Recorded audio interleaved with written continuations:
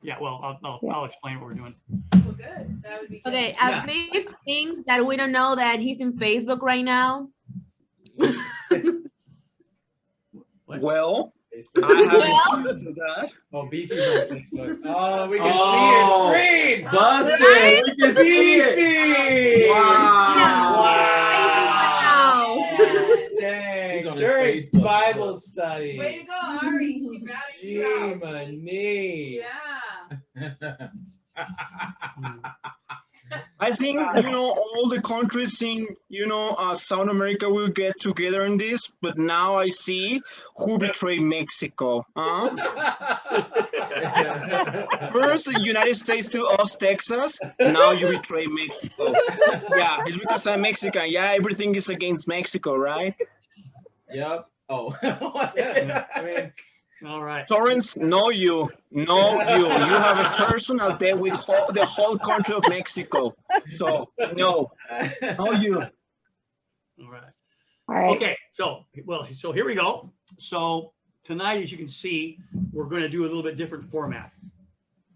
And that is, we're in Shadowfax and we're all in the same room. And what I'm trying to set up is much more of a participatory Bible study, in the sense that if Regan and Sally were on the other side of me, we'll see how this goes. But normally in a Bible study, you're in the room together and you're studying the scriptures together, and people share and talk, and it's a give and take. And so what I want you guys to do on the screen, the very, very small people, you're very small, the small people on the screen, is consider yourselves sitting on these chairs. Okay, you're in the room with us. And so as we're talking, as people, you've got to just either speak up or just say Scott or something like that. And I probably won't hear you, but someone else will, and say, Scott, stop. And then you can say your comment, whatever it is, okay? So just feel free that you are in the room at the table with us as we're going, okay? All right. And I think that's pretty much it. So what I'm doing tonight is we've been, as you know, we've been going through this, I don't know what it's called, this white Bible. I don't know what it's called. Jesus-centered Bible. Oh, Don't sorry. panic, Torrance. Okay, this Jesus-centered Bible. Okay, this white Bible. As opposed to. Everybody said no, Torrance. Don't do it. Don't take it. Don't take it. Don't start. All right. So we're in that. Straight line doesn't do that. We're in the Jesus-centered Bible. And the back of it, we've been going, each month has a different theme. And the month of April has been the resurrection. And I think I started off with a couple of weeks or 1 week, and then Jack took over for a couple of weeks. And so this is the last week of it. All right. And so what I thought we would do is I'm going to set up a situation where we're going to be talking about preparation. I call it preparation for Pentecost, in the sense that there's this time period between a thing that's called Good Friday and the resurrection. I don't know if everyone's, Adriana, are you familiar with the Bible? I don't know if she knows anything about the Bible. I want to know. I don't read it like my cousin. That's okay. But you're familiar. I have some knowledge about it. Okay, that's good enough. There you go. Okay, that's good enough. All right. So the final, let me back up. The whole story of the Gospels is basically, as far as I'm concerned, everything in the New Testament, everything specifically in the Gospels, is preparing us for Pentecost. It's preparing us to be the church. Everything that Jesus says, everything that Jesus did, everything he told us to do, everything is for us to learn, pay attention, and to put into our own lives. Everything is preparing us. I like using the term for Pentecost, preparing us to become the church, which is God's ultimate plan for humanity, is the church. And so this is as far as I'm concerned, from Good Friday to the resurrection, is the final stage or the final preparation for being the people of God. And I call it the days of despair. The days of despair. In fact, the term Good Friday, actually, from most scholars think that actually it comes from the word God's Friday. It's just The word good comes from God. yeah. It's, in other words, we've said Good Friday, but it's evolved to that. But really, it's God's Friday. And then if you got someone from Scandinavia, they would say God's Friday. And then pretty soon you get from good, God, good, good. You know, That's where you get the word gospel too. yeah, Same root. yeah, same thing. So Good stuff. yeah, so it's like, for example, we have a term in the United States called someone's a cheapskate. You probably heard that, right? He's a cheapskate. And that's no, it really, that term was cheap as Kate. It's a story of a lady who was very stingy and died from, she had millions of dollars, but she died from freezing to death. She wouldn't turn on the heat. She was so stingy. And so that was back in New York 100 years ago. And so people kept saying, man, you are stingy, man. You're cheap as Kate. Her name was Kate Muldoon. And so over time, you just shorten it and shorten it and shorten it. So now we say cheapskate. So it's the same thing with Good Friday. It's God's Friday, but we've used it as Good Friday. So, okay. Ari had her hand raised. Yes, Ari. Did you have your hand raised? Ari? Didn't you raise Oh, okay. Okay. Never mind. Okay. Okay. Uh, Okay. So, She said, so, oh yeah. you- so what we're going to do is tonight, we're going to tell a story about what it would be like to be the disciples leading up to Good Friday, leading up to, as we call it, Good Friday. And this is where we all are going to have to participate.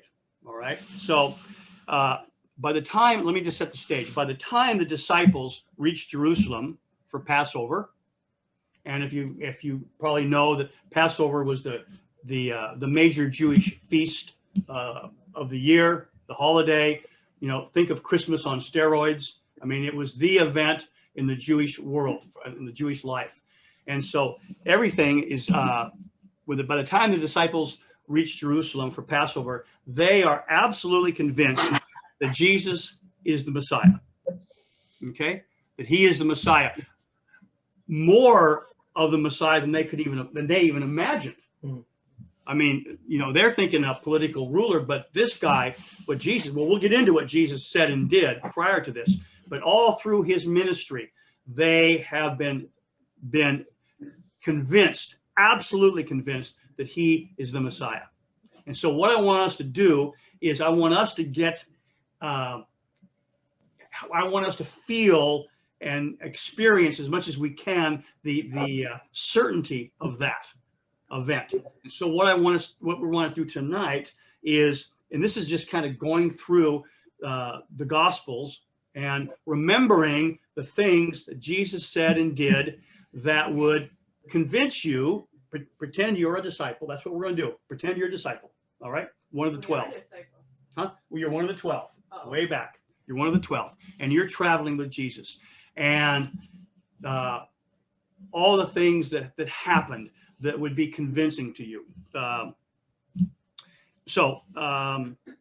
me see my notes. Okay. So, because we have to get in that mindset as we approach. Oh, there's Amelia. Hello, Amelia. Hey, Amelia. Hi, everybody. Hello. Hello. Hi. Hello. Welcome. So Hi. we have just started. So we're I don't know what we're in. We're in the Gospels. We're all over the place. So, all right. So what we're gonna do, just to bring you up to speed real quick, is I want you to pretend that you're one of the 12 disciples during the time of Jesus' ministry, during that 3-year period when he's with us, so to speak. Okay. Well, not so to speak. He was with us. So, okay. The first thing would be the category. I say Jesus can heal people. All right. So. When he picks Peter and Andrew and James and John, right, they have probably heard at the beginning of the Gospel of Matthew, they have heard about the things that Jesus said, the healings that he had done, because we read in the Gospels that these are things he supposedly had done. They hadn't seen anything up to this point, but they have heard about the miracles that Jesus did. that he diseases, he cured pains, epileptics, paralytics, and cast out demons. All that. That's what they heard he did. Okay, but now we the disciples, all right, you on the screen, you are one of the 12 disciples, all right? You're now traveling with Jesus, all right? So what are some of the things that you saw him do? Let's start off with miracles. So what are some of the things that would be convincing? Oh my God. Brought a little girl back to life. Okay, all right. Healing lepers. The lepers. Oh, He brought his friend back. okay, to wait, life who also. said that? Lindsay. I did. Okay. Lindsay. Right. He healed a leper. Let's start with that one. Okay, so Heal a blind person. healed the blind. Deaf person. Okay, yeah. The lame. The guy who couldn't walk, people who couldn't walk, he helped that. Like, for instance, the guy whose friends brought him through the roof. Yeah, that's what Right. I was gonna say. Right, very Created dramatic. food out of air. Oh, yeah, that's interesting. Yeah, Fed 5,000 people and then 3,000 people plus. His friend got sick and died, and he brought him back to life. He healed. Yeah, after 3 days. That's crazy. He healed Peter's mother-in-law. yep, he healed. Yeah. So He calmed the He storm. turned water into wine. okay, Oh, so yeah. listen. Okay, now He walked on water. Yeah.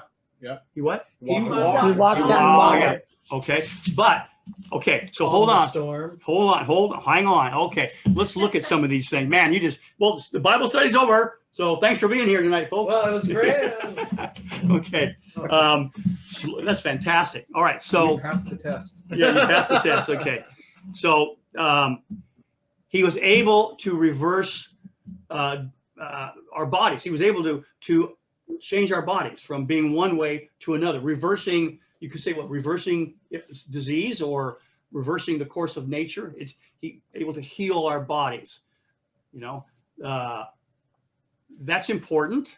Okay, because remember, they are expecting the Messiah. Remember, we are expecting the Messiah, right? And who was by the first century? Who did they primarily think the Messiah was going to be? Warlord. Conqueror. A conqueror. General. King. A king, Military commander. What? A military commander. A military commander. A real military commander, a political leader for the Jews, right? For the for the Jewish nation, Oh, yeah. and they were going A liberator. liberator, absolutely a liberator, and so they were going to be the people that would be. I don't know if they had a worldwide view of it. I honestly don't know that, but they had a view that within the world they were in, they were going to rise to the top with the great king, and they would rule the world, but the way God would want it to be ruled. All right. So the Messiah was to be all of that. Okay. So A new Maccabean rebellion. yes, you could say a new Maccabean rebellion, but we're not going to go there because people have no idea what that would be. So, okay. So They're not the Romans. okay. Yeah. So Jesus has in the story, Jesus has been teaching the people on, as we know, the Sermon on the Mount, and telling all the stuff of how it's to be like in his kingdom. He comes down, and the first person he meets is a leper, right? This is someone who is unclean. This is someone who they believe must have sinned because he is this way. Remember, all disease and all bad things that happened to you were because either you sinned or your parents sinned. And so this is a guy who is an outcast from the culture. And so Jesus heals the leper. He touches the leper. That's important. He doesn't go, watch this, okay? And Jesus, it says that Jesus touches the leper, right? He doesn't go, okay? He doesn't do that. The touching is he holds the leper. The word is actually he holds the leper. He embraces the leper. Okay? So you're observing this. You're saying, wow, that's the Messiah. Okay, all right. Compassion. He has this power to heal people. The paralytic, all right? We have a man who's been paralyzed his friends bring him down on the mat. That's a very famous story. And Jesus, has a confrontation with the religious leaders, which is another sign. Here's the Messiah. The Messiah is coming, and he is confronting the current people in power, I guess you could say, the people in power, and he is overcoming them. He is conquering them, as well as he is healing the paralyzed man. And he says he has power to forgive sins, which is an interesting side that they weren't expecting from the Messiah, okay? Because only God can forgive sins. They all recognize that, and Jesus doesn't say you're wrong. He just says, I can forgive sins. You figure it out, all right? He gives sight to the blind. We know that. There's an interesting story that right at the very beginning of Jesus' ministry, when he gives sight to the blind, it's two men, and they're on the roadside, and Jesus is coming by. I think I've got this pretty accurately. And they cry out, Son of David, heal us, or something like that. Have pity on us. They say, Have yeah. mercy on us, Son of David. All right. Jesus does not respond to them yet. He responds to them when he goes into his house. It appears it's his house. And then he says to them, what do you want me to do for you? And they say, we want to receive our sight. And then he heals them, gives them their sight. Okay. That's important because we're going to come across two other blind men a little later on in the story. Someone said he cast out demons. Yes. Okay. Yes. No, let's forget that one. Don't forget that. I mean, first let's. How about the deaf? He healed the deaf guy. Yeah. The deaf can hear. The blind. So we have that whole story of the Messiah, and he can do these incredible miracles and wonders. And so we're already thinking this could be the Messiah. I mean, we've heard things, and now we ourselves are actually seeing this happen. And the lady, Scott, the lady who was bleeding for like 18 years, he healed her too. Absolutely, yeah. That's a And woman. she's another like untouchable, unclean person, right? Exactly. Not only that, she's a woman. Now, I'm sorry to say, ladies, but in the first century, you didn't have very much status in the world. You know that, right? You were In the Jewish world. Yeah. in the Jewish world. You were not. In the world, period. Yeah, maybe in the Roman world too, but certainly in the Jewish world, you just had a pretty low status. You were a step above a slave, basically, and yet Jesus heals this woman. All right, a woman comes to him. She has great courage, and Jesus heals her. So now you're learning something else about the Messiah. This Messiah, that he has great compassion, that he recognizes women, that he's turning things upside. Things are beginning to be looking different than what we thought the Messiah would do. He's upsetting the apple cart, so to speak. Things aren't going the way we thought they were, but still, he's doing great things. He's doing great things. Did we say he healed the widow's son, at least in Luke, and it says specifically he looked at her. She was in the funeral. They were in a funeral, and it said he felt pity for her. He felt compassion, and then he healed her son. It was her only son. Exactly. And a widow without, obviously without a husband, and then without a son was really, really, really, really low on the hierarchy of things. Yes. Right. Exactly. Now that's another important part of this is that Jesus can raise people from the dead. Through the accounts we have, right, the widow of Nain, her son. So he shows great compassion on this lady. By the way, she didn't have any faith in the situation. Remember, right. The funeral march is just going by, and he stops and heals. He's just a gift to this lady. And Regan is right. This widow is really in bad shape with her son, her only son, and she's a widow, so she would be basically put out on the street eventually, maybe forced to do prostitution. We don't know, but her life was going to be terrible. So, but forget that because that is minuscule compared that he can raise people from the dead. Lazarus, he brings him back from the dead. The ruler, the ruler of the synagogue, right? Synagogue, Jairus' servant. Yeah, brings a child back to life. or the child and also the centurion's servant. servant. Yeah, who was sick, who was very sickly. Okay. So now we're getting a couple other things here. So now, if we can start summarizing. So he can heal diseases. Oh, by the way, he has power over nature. Right. What? Right. What? I mean, it's one thing for me to see Torrance. I put my hands on him, and maybe power comes out of me. I mean, at least we can relate to that. Okay, God has given me this power to do this, but I can command weather. I can command the seas and the winds.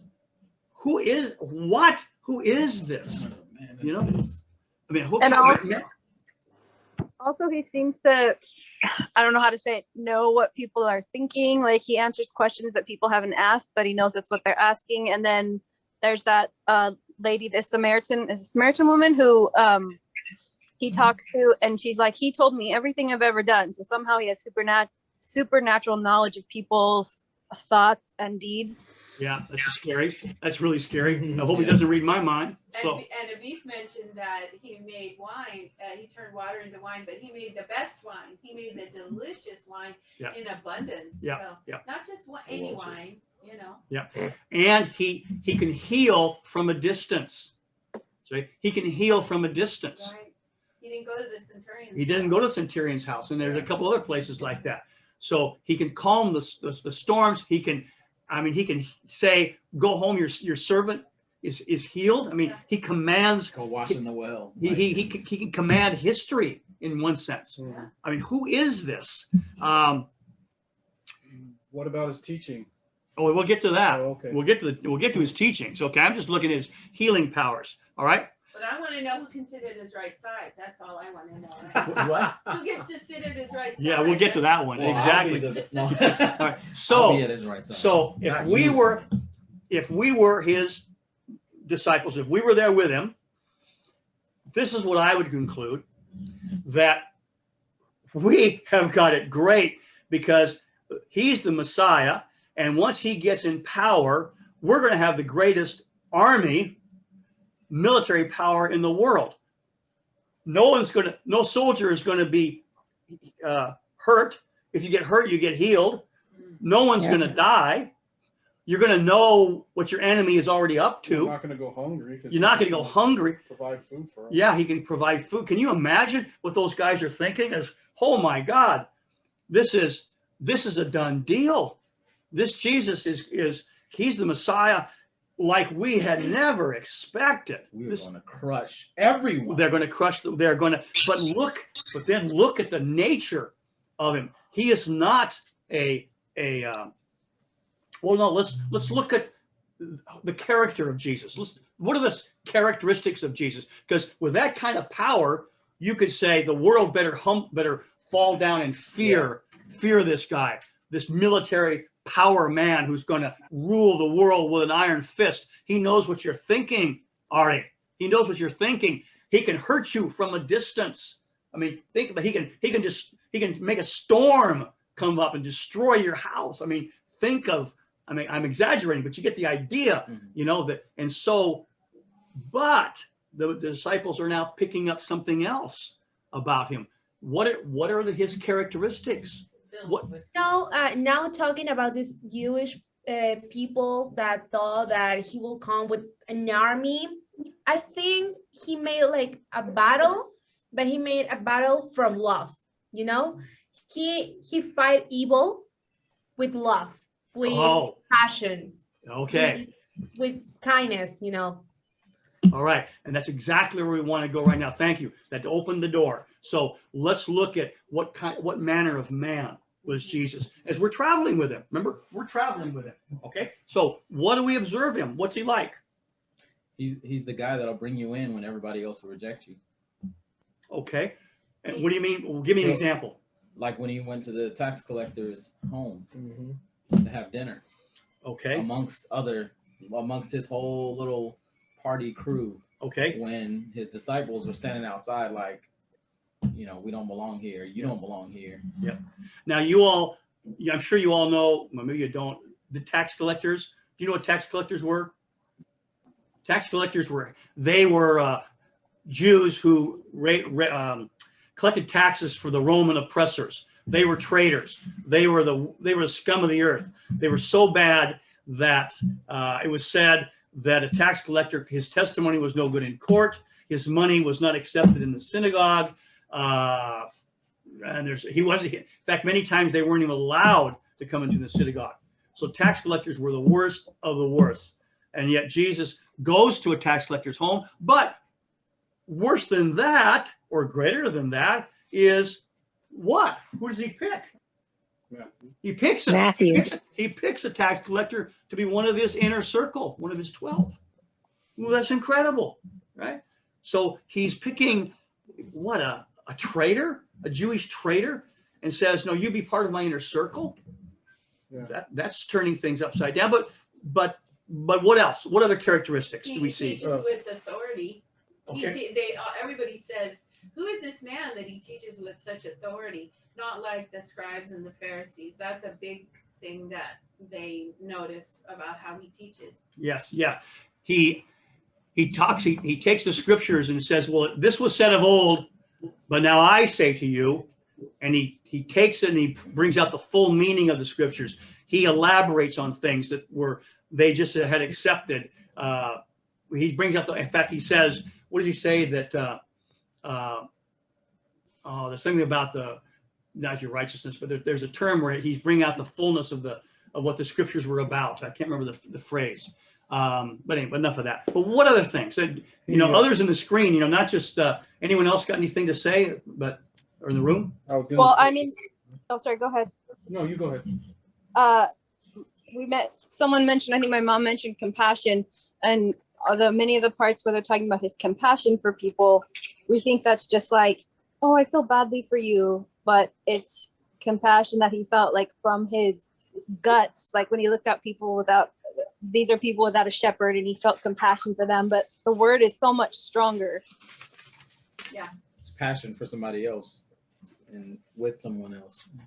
Okay. Yeah. Through the miracles, we begin to see his characteristics, right? Again, he recognizes women. Right. Were you in your room? I was over. I was going to say it's kind of a different quality, a different character quality, but he, even though he claimed to be God, he was profoundly humorous at times. Like he would call out things that were totally ridiculous and funny. Like, for example, he would say, faith is like a mustard seed. And you have to look at that like, or, a camel can't go through the eye of a needle, right? Things like that. Right. He was a storyteller. He told lots and lots and lots of stories. Okay, he told, yeah. And he was courageous. I mean, like he was either courageous or unafraid, because he would stand up to crowds, to the people who were going to stone him, to people who or were going to stone somebody else and would put him at risk of that himself, or to the religious leaders who had all the power. Yep. Yeah. He stood up for others. Yeah, you could say he loved his enemies. He told us to love his, but we'll get to what he taught. But he loved his enemies, people who were out to get him. But like they said, he talked straight to those who were trying to do him in.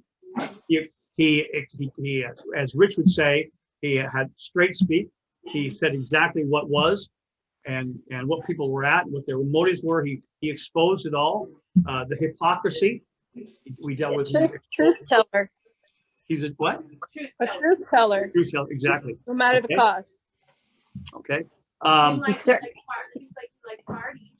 He got accused of being a glutton and a wine bibber because he went to parties. So I'd say he's kind of a party guy. Yes, he was. Yeah, he was very social. Now you would think with someone with that kind of power that he would be an elitist. He would be so different that no one could kind of relate to him. Hey, here's Torrance and Craig, but Mark, he's not regular. He's not even in the picture. He's some voice. Oh, there he is. Yeah. So Jesus, and yet we find just the opposite. People are drawn to him, right? People are drawn to him. He goes. Some people were. Some common- people were drawn to him. Okay, and who was drawn to him? Well, The people that were always put down, the people that were always seen as the scum of the earth.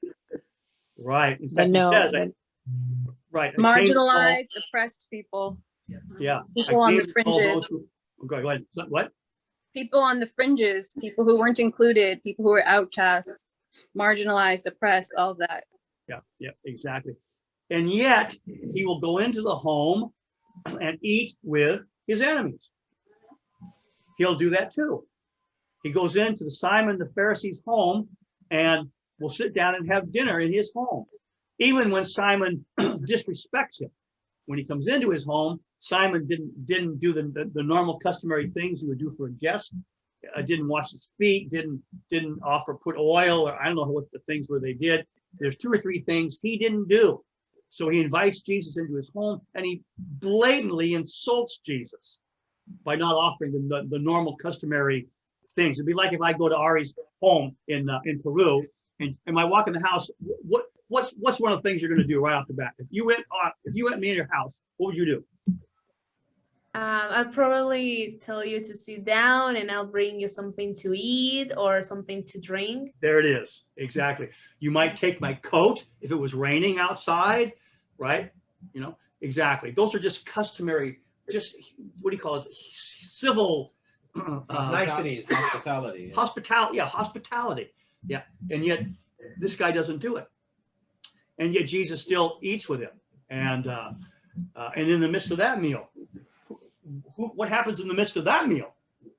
the woman of ill repute Yeah. comes and pours oil on his feet, and her tears washes his feet with her tears and her hair. Yeah. Yeah. Exactly. So people are drawn to Jesus, not repulsed or scared of him. The common people see him. The common people see him, and they're drawn to him. Now let's talk about the people in power. What's the response about the people in power when they encounter Jesus? Do they say, okay, Jesus, well, you're obviously God. We'll step aside now. It's your turn. No, they always question his authority. Like they claim that he heals by the power of the devil. Yeah. And they try to trick him and trap him into saying something that will anger people or that they can catch him in. Okay. All right. Yeah. He deliberately, it appears that he deliberately goes out of his way to antagonize or to cause confrontation with them. Yeah. He heals on the Sabbath. He doesn't have to heal on the Right Sabbath. in front of their faces. Yeah, right in front of their faces. Yeah. You know, they see healing as work, and you're not supposed to work on the Sabbath, right? We all know that. So Jesus goes into the synagogues and he heals. I mean, one of the stories is the synagogue leader says, "Hey, come back tomorrow and get your healing." You know, Yeah. I mean, and I almost want to say, "Well, you're right, brother." I mean, why? Yeah, just come back tomorrow. Why make a big scene? But Jesus is nope. Jesus is going to heal. He's going to go right into it and expose and explode their hypocrisy, especially their hypocrisy. Also, they don't understand. They don't understand what it means by work. You know, healing someone is not work. You know, that type of thing. But what's the hypocrisy he's exposing on the by healing on the Sabbath? Because they've made the Sabbath into a bunch of rules, just a bunch of empty religious rules that don't have anything to do with what it was originally intended for. Right. Like he says to them, you would have taken you would recover your donkey from the There it is. from the ditch if it fell in on the Sabbath. So why can't I heal this guy? Exactly. See, the religious leaders are saying you can't heal on the Sabbath, and Jesus says, "What do you?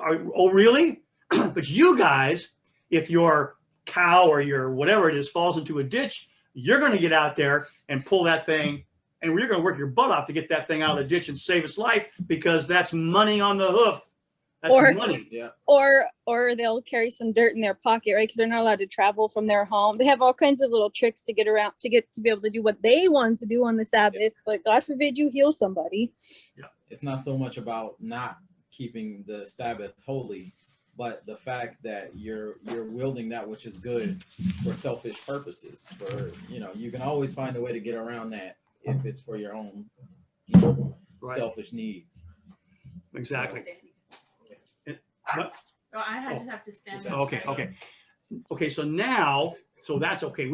We're getting his character. We're seeing the power he has. We're getting his character. And now, I want to take a few minutes and look at the what's the word? The things he admires, the things that he says God values, the things that are important, the things that make a difference in this world. For example, in the Sermon on the Mount. All right.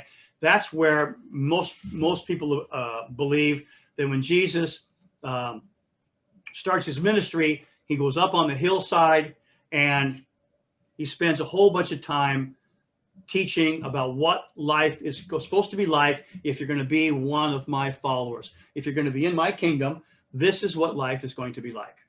All right. And what does he say God values? And we now, by this time, we are convinced that this is the Messiah, which means we believe that God is with him, right? God is with him. God is speaking through him. We don't know, but surely no one could do the things he does unless God is with him. Mm-hmm. That's what the people say, and they're right. All right. So he's speaking on behalf of God. Most people don't think that they think that he's God at this point. He is certainly someone he's the Messiah. He's the one God has sent, empowered to do all this stuff, far more than we ever imagined. Okay. So now he's saying, this is who God is. Now he's telling us, this is who your Father is in heaven. All right. This is what he values. Okay. So what are the things that God values? That Blessed are the merciful. Well, all right. Blessed are the merciful. Yeah. The peacemakers. Blessed are the peacemakers. Blessed are the poor in spirit. Yeah. That's who weep. Huh? Those who weep. Those who weep. Meek. The meek. Yeah. Okay. He didn't say the weak. He said the meek. And there's a big difference between meek and being weak. They're not the same thing at all. All right. But I want to focus on the first one. Blessed are the poor. And Matthew says, blessed are the poor in spirit. And I think many of you have heard me, elaborate that passage. But what it's really saying is, blessed means to speak well of someone or something. Okay. To bless a meal. Let's have a blessing before we eat. That means you speak well about the meal. You give thanks and you say some good things about this food that you're about to eat to God. Okay. So it says, blessed are the poor. Jesus is saying, it's God who's blessing. Blessed are God is blessing, speaking well of someone who has come to the end of themselves. Poor in spirit means you're tired of you. You've run out of you. You've come to the end of you. The next stop would probably be suicide. You're so distraught. You've come to the end of you. You're done. You're done. And Jesus says, from God's perspective, God is saying, oh, I speak so well of you. I speak so well of you that you've come to the end of yourself. And of course, to those of us who've come to the end of ourselves, we're going, are you kidding? This is the worst day of my life. And yet Jesus says, no. Let me tell you who God is. God is saying, no, yours is the kingdom of heaven. You've come to the end of yourself. Everything is turned upside down. The world would say to you, you're a loser. You're weak, right? You're a fool. You've made terrible choices. You're a sinner. You deserve all this stuff. Blah, blah, blah, blah, blah. And yet Jesus says, no. God says, I'm so proud of you that you finally come to the end of yourself. So, okay. Or humility, Scott, like when the centurion, says, you don't even have to go to my house. I know what it's like to be a person in power. You can just say the word and it'll be done. And he praises him. He speaks well of him, right? Because he's like, wow, I haven't seen this much faith in, all of Israel. This was remarkable, and that was humble, because this is a guy who's a big commander. He's an important dude, and yet he's coming in that kind of. So humility seems like something he prizes dearly. Very good. It should be the case that Jesus could say, well, look at that stupid centurion. He's a weak man. That's a fool, Yet he doesn't. He praises him exactly for his humility. Okay, let me see now. Okay. Now, one more category, because I want to come to where I'm going with all of this. Remember, all of this we are experiencing, all that we've been talking about for about 40 minutes now, is what the disciples experienced during, let's just say it was that 3-year period. All right. That this is the Messiah, and what a Messiah this is. This great King of Israel. Look at all this stuff that he is about, and what he can do, and what he says, and his nature, and everything. And then Jesus, on top of that, declares who he is. Right? Now, what does Jesus say? He starts saying uncomfortable things about himself. Like, can you think of something that would be really uncomfortable? I am the light of the world. I am the light of the world? At the huge light festival. I'm the salvation. I'm the path, the only path.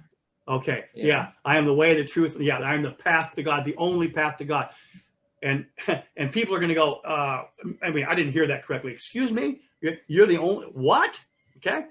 Jesus says he's the light of the world. It gets worse than that, though. It gets more weird. Your sins are forgiven. Your sins are forgiven. Before Abraham was, I am. Bingo. Yeah, that's what I was and then he says, before Abraham was, I am. In the beginning, the Word was God. The Word was with God. He literally calls himself God. God. Yep, I am.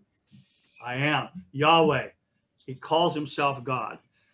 He says, I and the Father are one. If you've seen me, you've seen the Father. Okay, I have that. Yeah. If you've seen me, you've seen the Father. The Father is in me, and I am in the Father.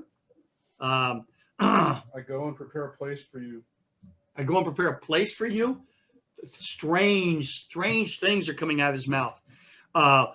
With the glory which I had. This finishes a sentence. He's telling them about things that the good things about their lives, and he says, with the glory which I had with thee, God, before the world was made. Let me say that one again. With the glory which I had with you, God, before the world was made. Excuse me? Excuse me? Okay. So I will tear this temple down and rebuild it in 3 days. Yeah, I'll tear the temple down. I mean, this is so now we are bread going, of life. I'm the bread of, well, yeah, it goes on it goes on and on, but we have definitely hit all the major points. So that for now tonight, that will complete the picture of who we are experiencing, who we're listening to, who we're living with, who we're experiencing. We are absolutely convinced that Jesus is from God, that he's the Messiah. He's the one that Israel has been waiting for its entire history, right? Its entire history, all right? We are so convinced of that the disciples act on that belief. One of them was said earlier, James and John, were you the one who mentioned that? James and John come to Jesus. Well, who's going to be on there, get to sit at the right side? Then their mom gets in on the deal. I love it. Exactly. In one of the passages, James and John, a couple of the disciples, they come to Jesus and say, hey, when you come into your kingdom, we want to sit at your right and your left. We want to be right. They're kind of jumping ahead of the other disciples and saying, can we get that position? And one of the Gospels, it says their mother. I love it. Great Jewish mother. Their mother is coming asking Jesus as this time. So they're already acting on that. Let me see. Oh, the disciples have a great confession in Matthew 16. when Jesus is gathering the disciples after they've come back from their missionary tours. All right. He says, who does the world say that I am? And they say, well, some say you're John the Baptist come back to life. Some say you're Elijah the prophet or something like that. And then Jesus says, but who do you guys, you plural, who do you guys say that I am? And then Peter pipes up and says, we don't know. We could care less who you are. No, wait, no, sorry, no, he didn't say that. Okay. What did Peter say? You're the Messiah. You are You're the Christ. That's going yeah. to Go ahead. Go ahead, Lindsay. Okay. Well, you are the Christ, the Son of the living God. Yes. So they Sorry, already. my microphone is up. Go ahead. Sorry. Okay, that's okay. Well, you said it exactly. Yeah, you said it. Yeah. Okay. When Jesus walks on the water, who else? Peter. What? Peter walks on the water. Why would Peter think that he could do that? Yeah. Yet somehow they're so convinced that they are reacting, they're responding to this person. Peter would even think that he could walk on the water. Jesus sends the disciples out, for the 12. He sends them out into the world, and he says, now I'm going to send you guys out to all over the villages and towns in Galilee and the surrounding areas. Now, don't take any weapons with you. Don't take any food. Don't take any extra clothes. Don't take any money. Just go and you'll be okay. Well, if I was one of those 12, at that point I'd have said, well, hell no, I'm not going. Are you crazy? Right? I'm taking my money. I'm taking a sword. I'm taking extra clothes, and we're going to take food. We don't know what's at store for us. And yet at that point, they're so convinced that when he says, go do this, they go, okay. And they do it.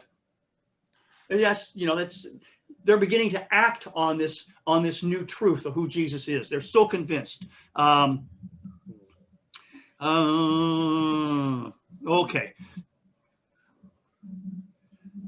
And then the dramatic scene is when Jesus gets to Jerusalem. Well, we have the crescendo, the triumphant entry into Jerusalem. It all culminates at the beginning of Passover. And you've probably seen the movies where Jesus is riding on the donkey. You know, I'm looking at Ari to see that she understands. Yeah, the story that Jesus is riding in on the donkey. It's a very dramatic scene. Jesus has just a few days before raised Lazarus from the dead, who was known in Jerusalem. That sets Jerusalem ablaze. This news is spreading like wildfire throughout Jerusalem.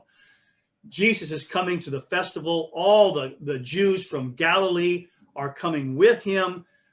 They're coming to the festival, and he's coming with them. They're all coming together, and they're the ones who are telling the people from Jerusalem, they're saying, who is this? And they say, it's Jesus of Nazareth from Galilee. Mm-hmm. They are proud to say that this Jesus is from Galilee, and so, and the crowds, they're coming down, and they're saying, this is the Messiah. And the people are coming out of Jerusalem, in the throngs are coming down. So you see, you got the valley, the Kidron Valley down here, and you've got the Mount of Olives, and Jesus is coming down with the throng from Galilee, and the people from Jerusalem are coming down, and both crowds are meeting, you could say, in the Kidron Valley, and Jesus is going through them, and they're putting palm branches down, they're putting their cloaks down. And why do they do that? That's what you do to a conquering general. That's what you do to a conquering general. Exactly. The king is here to claim his throne. The best excitement I could have would, I hope everyone has seen the first season of the movie The Chosen. I'll just say something. I won't tell you the story, but the very last scene at the last episode of the first season is when Peter says to Jesus, "Is it time?" Yeah. That's my shirt. Yeah. Trouble. Exactly. Regan has a great T-shirt from the movie. But that's it. The excitement. Can you imagine? We're his disciples, and we're following behind, and we're watching the crowds coming down with us, and the crowds from Jerusalem, and the people are going, Hosanna, Hosanna. And we can just go, this is it. This is it. This is the King. He's the Messiah. Everybody is recognizing him. This is the greatest day in the history of the nation of Israel, and we are part of it. We are part of it. It's are you ready for this? It's the denouement of his life. Did I say that right? Right. Oh. That's good enough. It's the denouement of his life. It's the height, the crescendo. Is that a great word? Yeah. Thank you. I learned that word. Yeah. Okay. And then he goes into Jerusalem, and what's the first thing that he does? This is the conquering king to claim his throne, the military, political power. He's taking over. What does he do when he goes into the temple? Turns Throws over out their tables. money. Cleans it out, man. Goes after him. He drives out the merchants and the crooked and the money changers and all the corruption that's going on in the temple, and he exposes it. Yes, the conquering king, of course he would do that. And then he spends the next few days, and all the religious leaders, the Sanhedrin, are coming to him, and they're coming to him trying to expose him. And what does he do? He exposes these guys. He conquers every situation, right? He's teaching, and he stands up to the Sanhedrin. He stands up to the Sanhedrin. This isn't some Pharisees in Galilee. This is the big city. This is the big time. This is the Sanhedrin. And he stands up to them. He makes them look like fools. Jesus conquers them all. Aslan has returned to Narnia. Aslan has returned to Narnia. This story is over. Hallelujah. Amen. But then things begin to change. And not as we expected. Jesus, after this great event, at some point you got to take a break. Okay. Life goes on after that great moment, and the orchestra all packed up their instruments and left. Okay. For all the music that was in the background. All right. And now Jesus and his disciples go up into the Garden of Gethsemane to rest. And you got to picture this. The Passover is what, 1 million Jews? I don't know, some ridiculous high number of Jews come to Jerusalem. This is not just a religious festival. This is party time. This is where people come to see people they haven't seen in a year. This is where you pack up the babies and grab the old ladies, and everyone goes, and everyone comes to, this is it's a holiday. People are camping everywhere. The inns in Jerusalem, the inns have filled up way before this. If you're coming to Jerusalem, you got to bring your tent and your own supplies, and you'll come with people that are from your town, and you'll all camp out maybe all over the place. The Garden of Gethsemane would have had lots of people camping out in it, lots of groups of people. There's nowhere to, because everyone's excited. You're there for a whole week. Can you imagine, a gathering like that? So Jesus is up in the Garden of Gethsemane with his disciples. And then late at night, we know the story, right? Here comes the temple guards, the mall cops, so they want to call them, and the Roman soldiers are behind them, along with the high priest's servant, who's leading the way to make sure that things are done appropriately. He's there on behalf of the high priest. And this is a shock and awe. Are you familiar with that term? That was George Bush. This is a shock and awe. The Roman authorities, the Jewish authorities, this is their opportunity to grab Jesus. They've wanted to kill him. They've wanted to arrest him. They never had a chance because they feared the crowds, particularly the group from the Jews from Galilee, because they know there cannot be insurrection because Rome will come down and kill everyone.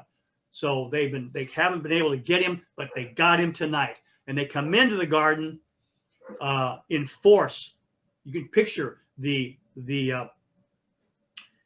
Sanhedrin, you don't call them soldiers, the police with their clubs, because the Romans took their swords away. So they just got Vatican little clubs. security. They got little clubs, Stop. Yeah. And so they're coming in, but right behind them are Roman soldiers that Herod, or the high priest had at his disposal. So the soldiers would have come in and fanned out and protect. So this is a shock and awe. They're coming in force to grab Jesus and get out of there. And don't forget Judas. And Judas is there, and Judas leads the and Judas leads the way and betrays him. But then something happens. Peter, and this is where part of these things where they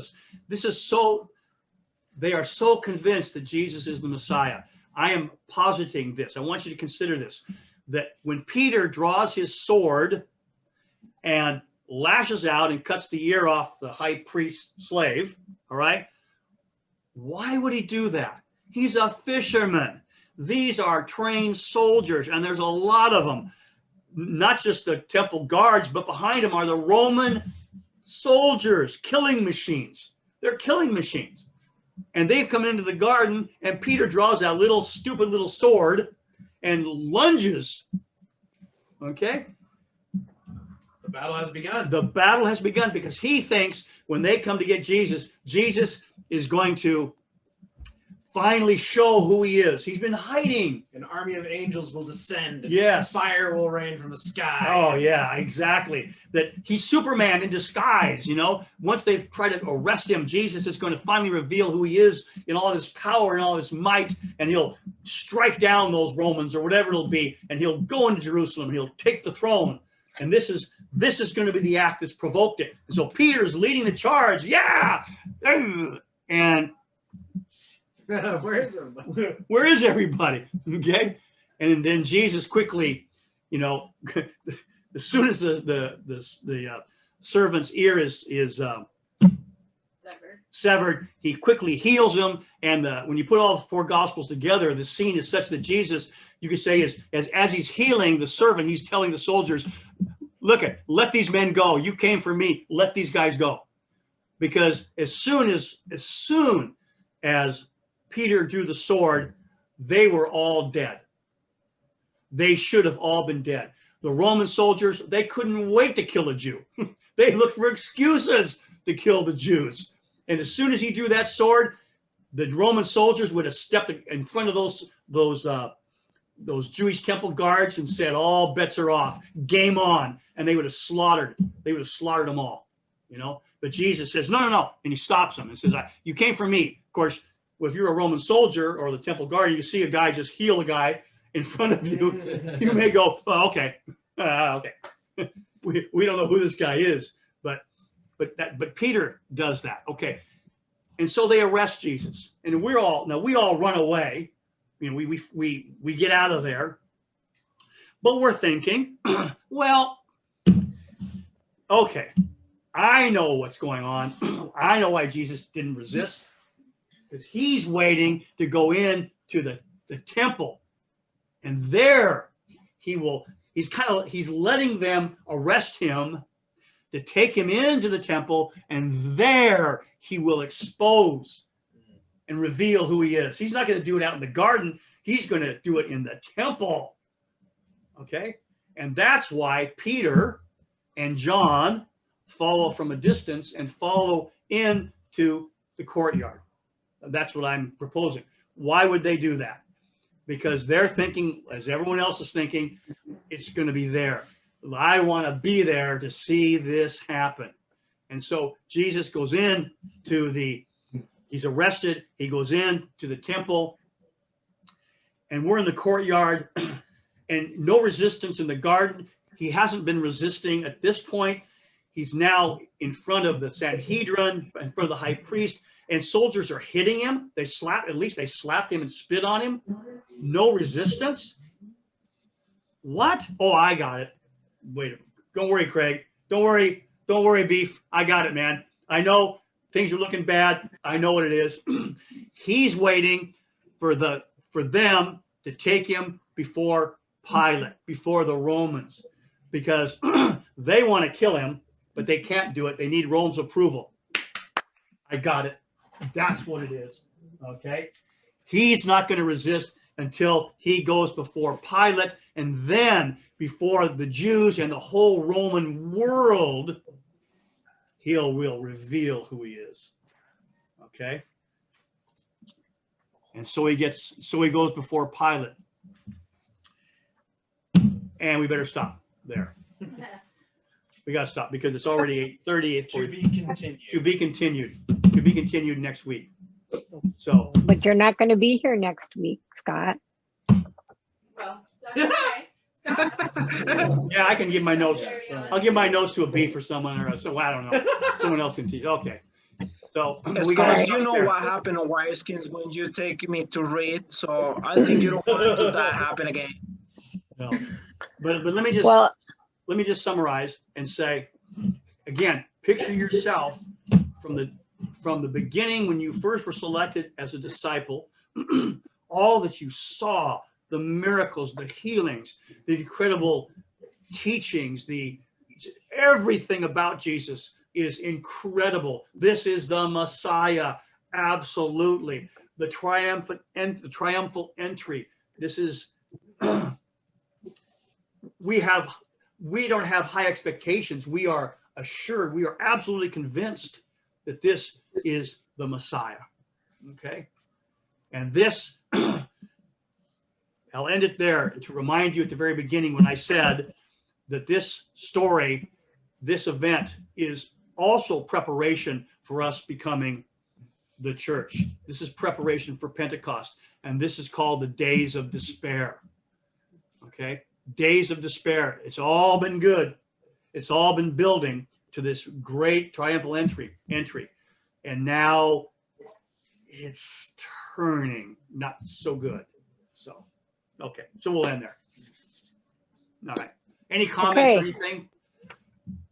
I don't know if people want to add any more things I missed or anything. Lisa, anything? Okay. Okay. All right. All right. Well, so concludes our Bible study for tonight. Just want to remind people that we're here every Thursday night. You can check in around 7:15 and then we start up about 7:30 and go to about 8:30. Jack will be back next week. Scott will be going back up to Portland to do another study of the Gospel of Matthew with the congregation up there. This Sunday, we have our outdoor gathering. Are we going to get to see you this Sunday, Amelia? Or are you working? I was trying to click unmute. Yeah, I'm coming Sunday. Okay, great. Well, after our gathering, we will have lunch. So if you and Hector can stay for lunch and a short gathering after that, that'd be great. That'd be fantastic. That'll be our first time. And so, yeah, we're just beginning to open up a little bit more. So be great. Pretty soon in June, we'll have Adi and Facundo here with us, and and then maybe a beef. We'll see. June might be a great month. Yes, please, Lord. And we may even have Jake and Joe down here during that time Yay. too. Yeah. Yay. Jake the Come snake. back. I'll be there. All Yeah. right. Yay. Oh, good. So Great. anyway, it'll be great. But this Sunday we do have, we're going to have our gathering time with lunch and short gathering time after that. So from this group here, it looks like it'll just be Amelia and maybe Hector and Mia. And maybe with the Spanish Bible study, Ada will come and maybe Jorge if he's not working. But it's great to have everybody and hope everybody has a great week. And we are praying for you all in your various places and your various situations. So just keep us in your prayers as well. So anyway. Nice to meet you, Audrey. Good to meet you. Adriana. Adriana. Thanks, everybody. Thank you. She still with a little jet lag because she just arrived 3 I'm days sorry, ago. but that's So why I'm she's so tired. So she's with a jet lag jet, so she's like kind of sleepy. Yeah, kind of tired. But thank you. Good. Thank you for coming, even though you're tired. Yeah. They Yeah. honor us by being here. Okay. Are we, Scott and Craig, are we gonna do Zoom later tonight? Oh, and Absolutely. Yeah. Yeah, I'll send you a link. cool. All right. Beef, do you want to come? Well, Yeah. Okay, I'll send you a link. All right, good night, y'all. Yeah. Thank you. Just yeah. wanna make All sure- right. Bye, guys. everybody. Bye, everybody. Bye. Bye. Later.